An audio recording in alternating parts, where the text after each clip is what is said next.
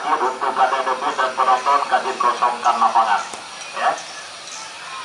Kemudian untuk Pro Aqua, kulit-kulit dulu, digelung pedupit, keluar lapangan.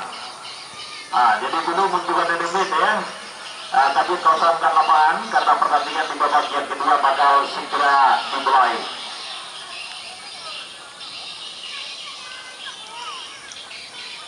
Ya, untuk Anda para